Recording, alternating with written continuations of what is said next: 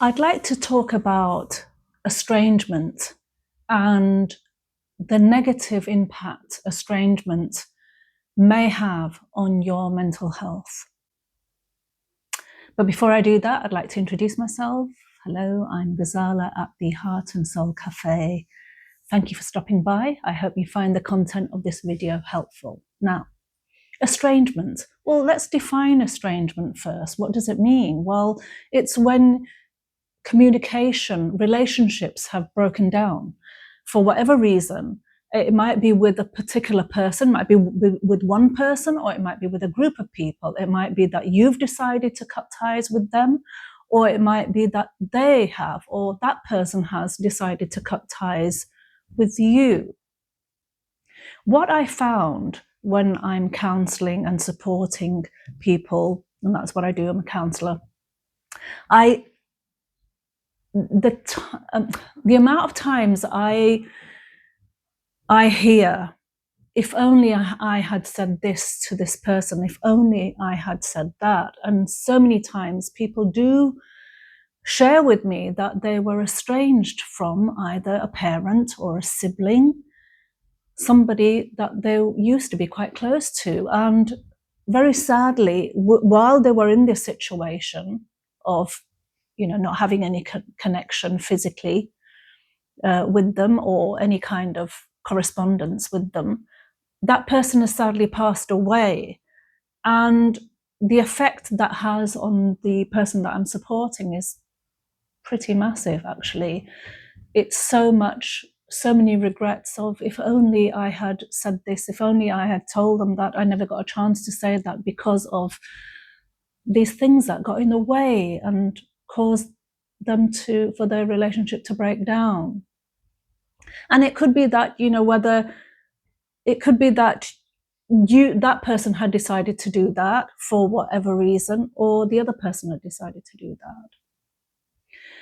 So what I have found is that even if that person hasn't passed away, and that's obviously an extreme situation, to sever ties with somebody that you were close to, that gave you so much and was such a sort of integral part of your life once upon a time, is not good for your mental health. I've seen that over and over again. I've seen that it causes a level of stress in that person's body, mentally, physically, which that person could actually do without. And it could be that it's something that it might have been something quite trivial, the reason why the two of you maybe have decided to cut off your relationship. And sometimes, I think very often, it's something quite trivial that then sort of escalates into something bigger. But the actual core of the reason was actually something quite trivial. And other times it can be something quite big, but most of the time I found that they're just little niggly things that escalate because somebody was probably quite stressed when you had a disagreement and said things that they didn't really mean to say in the heat of the moment. And that's sad. But it's not something that, we can't go back on and we can't correct and, have that conversation and say, look, I was absolutely stressed, and that it's not an excuse for how I behaved or what I said. It's not. But the thing is that I was stressed and I said things that I didn't mean to say. And, is it possible for us to just, have a talk about it and, allow me to sort of apologize?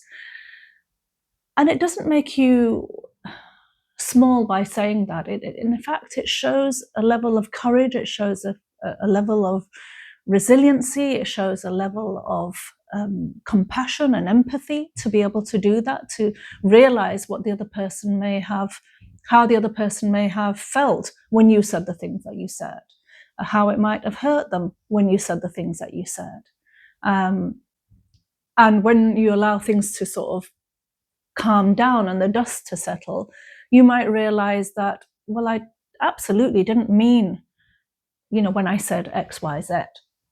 So in order to sort of be able to go back on that would actually be quite helpful. And then the extreme cases, when I hear, when I'm supporting people, mainly I support women who have lost children, but I do support women who have had other losses in their life. And I do find that, especially if, it's with a parent and the parent has sadly passed away, that this can really, really sort of cause that person to sort of, I think it causes a lot of destruction internally.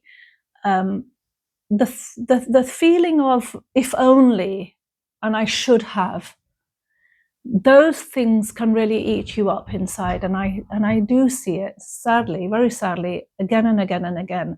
And this is why I have made videos in the past about, if you have the opportunity to say something, how you feel about somebody in your life, how much you love them, how much they mean to you, how much you care about them, then say it. Don't wait. Don't sort of think, oh, this sounds a little bit silly or trivial, or it sounds, I'll have to wait for I'll have to wait for an opportunity to say this. I can't just come out and say it. Well, you can, because we just don't know. We don't know what the rest of this day is going to bring. We don't know if we have tomorrow. We don't know how much of the future that we do have. So to say it now, to feel it now and realize that, and to say it straight away is a good thing, because you never know. It might be the last thing that you actually say to that person. And just think how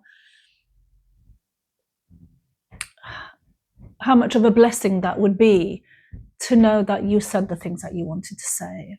And had you not have said them, you might have been sort of overcome with regret, at that moment. So when I experience other people's stories about being estranged from either their children or their, parents or their siblings, it makes me feel quite sad. And I know that if it's not in your control, I can understand that too, because it might be that you've approached this person or these group of people, up to, lots and lots of times, but you're just getting that cold shoulder back, and you're not getting the response that you would, like or you wish for. Then you can say to yourself, at least, that you have done the best you could do to try and put things right. And then it's no longer really in your hands. And that in itself might make you feel better, in that you're not holding any bitterness, you're not holding any negative feelings about this person or these people. You've sort of cleared that slate, and you've done the best you could do to try and put things right. And I suppose you can only hope or pray that that person or that group of people have a change of heart, and that they accept the fact that you've sort of taken a step forward towards them. They may, you just don't know, because things can happen in people's lives that can make them shift a little bit, and make them think about, put things into perspective and think, well, oh, so-and-so has reached out to me so many times and I've just responded with a negative response. But you know what? Life is just too short, and I really think that I think I need to make an amends and put things right, and you just don't know when that might happen. So don't ever think that me reaching out is just a waste of time.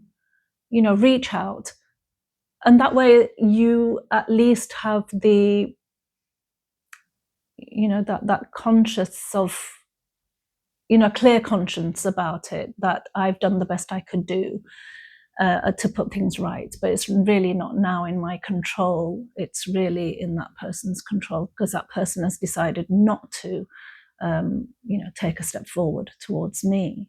But at least you know that you've done your best. I've seen time and time again the bitterness that people might hold. Why did that person say this? Why did that person react like this? How dare they do this? How dare they do that? And holding all those negative and bitter feelings eats you up actually inside and has a negative effect on your mental health. And anything that you might be carrying, any anxiety you might be carrying, any sort of levels of depression you might be carrying, it just exacerbates all those symptoms by having this on top of what you are already experiencing. And when I'm counselling and supporting women who have lost a child, and then on top of that they've fallen out with somebody in their family, I see the impact it has on their level of grief. Because when you are experiencing loss, you need your loved ones around you. You need that support. And I know that it might be a rare case of the loved one that you are estranged from has a toxic impact on your life. And I can understand that. And if that's the case, then you possibly don't want to approach them or try and make amends with them, if that's really what's happening and what they do in your life. But if it's the majority of cases are that people have a negative, they have a positive addition and a positive impact on your life. And I think if you are experiencing grief and loss, you need your loved ones around you. You need them to give you all the support that you deserve. And I think that that's important then for you to think about that and take that step forward towards them, if that is the case. Estrangement is complex, and I know that it's complex, and I know that there'll be people out there that say, oh, I just couldn't go back there. And I understand that.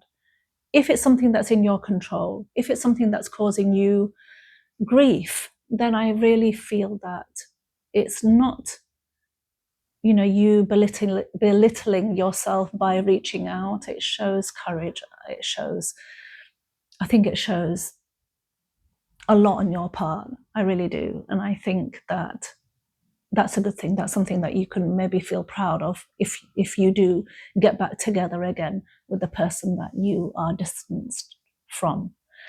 And the other thing that I think, the main message that I sort of take away from this is really that when we exit this world, and we're all going to exit this world at some point, the only one thing that we can take with us, because we can't take anything, any materialistic things, we can't take anybody with us. The only one thing that we can take is the love that we have given to others and the love that we have received from others. That's the only really one thing that we can take in our hearts. So I think it's so important to try and minimize being separated from others, from your loved ones. I think it's, just think about it. I hope you found the content of this video helpful. Something that I wanted to make, because something that I come across so